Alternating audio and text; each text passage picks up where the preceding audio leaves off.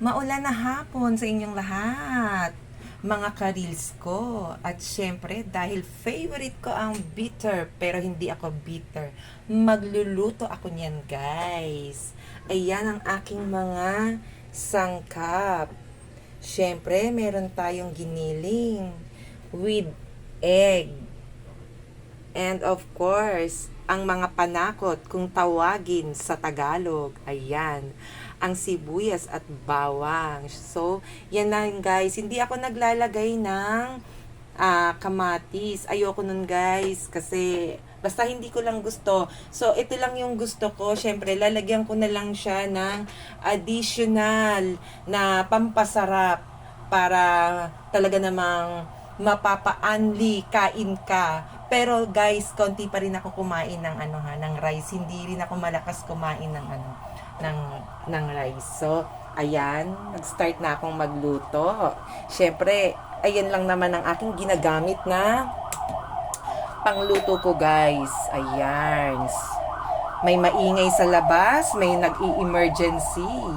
So, ihahanda ko muna ang aking kawali.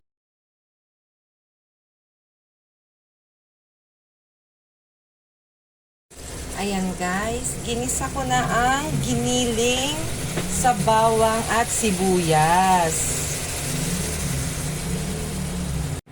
At syempre, nilagyan ko na rin siya ng oyster sauce, guys. Kasi talagang, pag nagluto ako, lalo na sa mga may gisa-gisa, naglalagay talaga ako ng oyster sauce.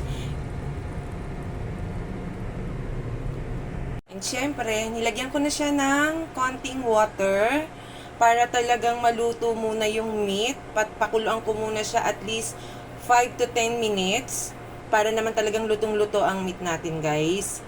Ayan. Bago natin syempre ilalagay ang bitter and egg later na. So, ayan. Pakuluan muna natin, guys. Nilagay ko muna siya sa 300 na hot. So, just wait a little minute. So, yan lang muna. At syempre, guys, ayan na. Inilagay ko na yung ampalaya. Dahil naluto na ang aking meat.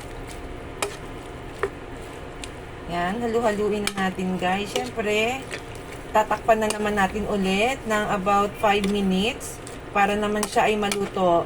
And ayoko, guys, ng half cook. Gusto ko talaga luto rin. Hindi ako mahilig sa half cook. And then, pag naluto na siya, guys, yung palaya, yan, lalagay na natin yung last, yung egg. Okay? So, that's all for now.